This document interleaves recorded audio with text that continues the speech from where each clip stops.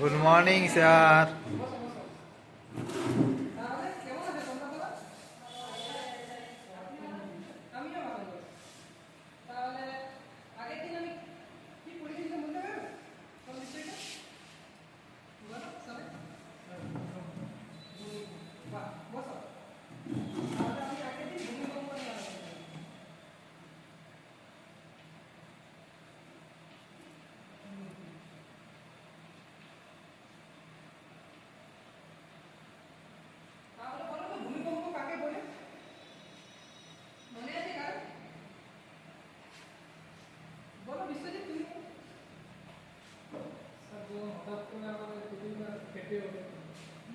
ঠিক বলেছো, ঠিক আছে বসে।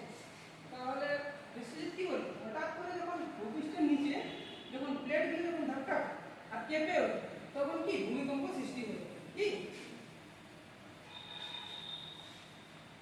তাহলে ভূমিকম্প সৃষ্টি সৃষ্টি হয়ে যায়। এবারে আমরা জানবো ভূমিকম্প সৃষ্টির কারণ। তো ভূমিকম্প সৃষ্টি কিভাবে হয়ে থাকে, কিভাবে হয়ে থাকে বলো তুমি বলো।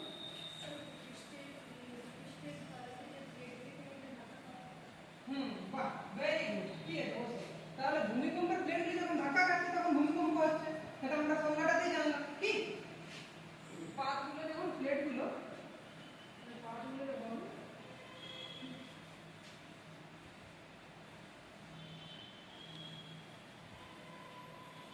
ধাক্কা খাচ্ছে, যখন প্লেটগুলো ধাক্কা খাচ্ছে তখন কি ভূমিকম্প সৃষ্টি হচ্ছে।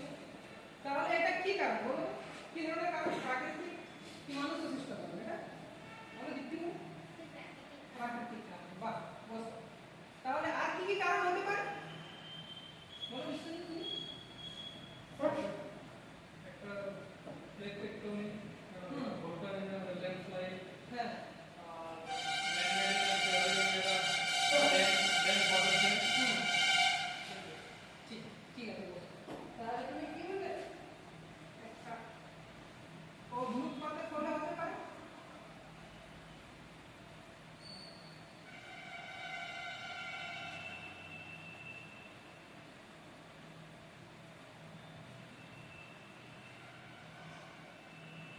আর একটা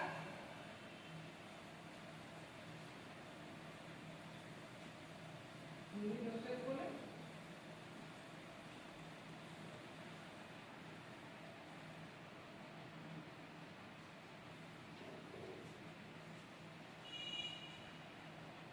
তাহলে এগুলা কি রকম কারণ বলো তো।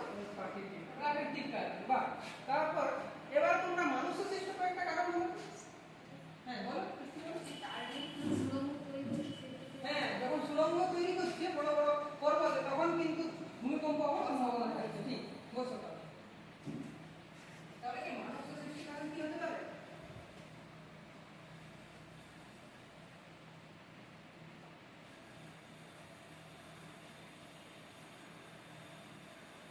কার্বন নির্মাণ। আর কি হতে পারে বলো।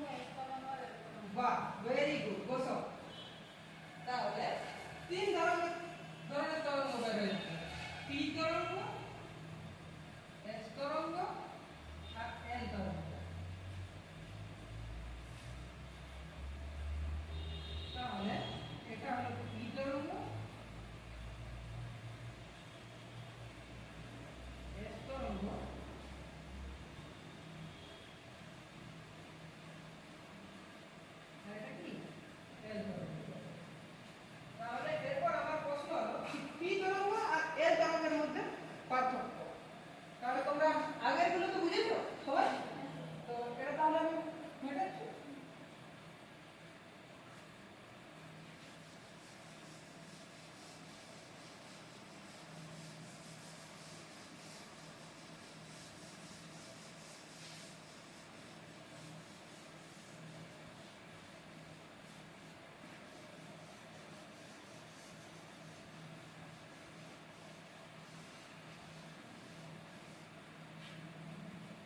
তাহলে বলো তো কি কি হবে পি তরঙ্গ আর এল তরঙ্গের মধ্যে পার্থক্য? নিশ্চয়ই তুমি বলো। এটার ওয়েভলেন্থ কম, হুম আর এল তরঙ্গের ওয়েভলেন্থ বেশি। আর এল তরঙ্গ ডিস্ট্রাকটিভ হয়, সব থেকে বেশি ক্ষয়ক্ষতি হয় এল তরঙ্গ, আর পি ওয়েভ হচ্ছে কম। পি তরঙ্গের সবথেকে বেশি পি ওয়েভের মানে স্পিডটা বেশি, প্রায় প্রায় মিনিটে 5 থেকে 8 কিলোমিটার, আর এল তরঙ্গের 3 কিলোমিটার কি আলো কম। ঠিক ঠিক আছে বসো ঠিক আছে। তাহলে পি তরঙ্গ আর এল তরঙ্গ এটা কি এর গতিবেগ হলো সবথেকে বেশি।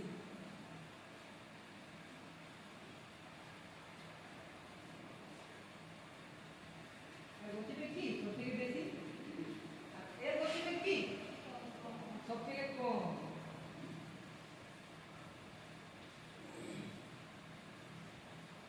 কিন্তু এর ক্ষয়ক্ষতি কি সবথেকে বেশি করে থাকে না সবথেকে কম করে থাকে এর ক্ষয়ক্ষতি।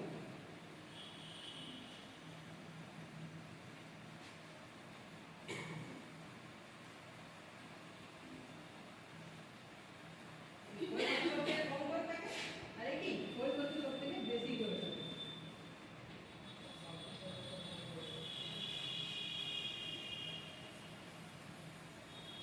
আর আর কি হতে পারে? স্যার একটা সার্ফেস হবে আর একটা বডি হবে।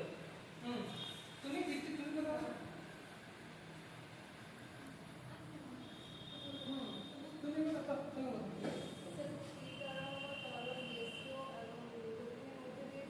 তিনটে মাধ্যমে চলাচল কি পি তরঙ্গ তাহলে তিনটা মাধ্যমে চলাচল করতে পারে। তুমি বসো তাহলে পি তরঙ্গ কি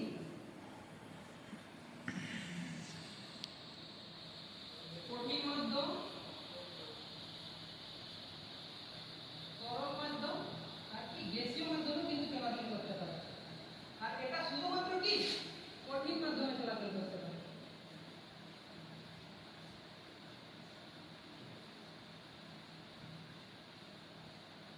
হুম আরে গতিবেগটা তুমি বলেছিলে কি আরেকবার বলো তো গতিবেগটা? পি তরঙ্গ 5 থেকে 8 কিলোমিটার। 5 থেকে 8 কিলোমিটার। আর এর গতিবেগটা 3 এর কম। 3 এর কম। বাহ ভেরি গুড বসো। তাহলে এর গতিবেগটা কি 5 থেকে 8 কিলোমিটার পার সেকেন্ড।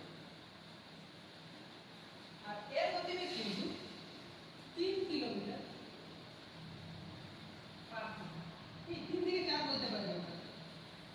তাহলে আজকে আমরা যে বিষয়গুলো নিয়ে আলোচনা করলাম সেটা হলো ভূমিকম্প কাকে বলে, ভূমিকম্প সৃষ্টির কারণগুলো, আর ভূমিকম্পে কয় প্রকার তরঙ্গ বের হয়ে থাকে, আর পি তরঙ্গ আর এল তরঙ্গের মধ্যে পার্থক্য কি। তাহলে কারো যেটা আমি পড়ালাম তার মধ্যে কোনো অসুবিধা আছে তোমাদের? তাহলে এরপরে আমি যে বিষয়গুলো আমার মানে বেঁচে যাচ্ছে বা আরো যেগুলো আমি পড়াবো ওগুলোকে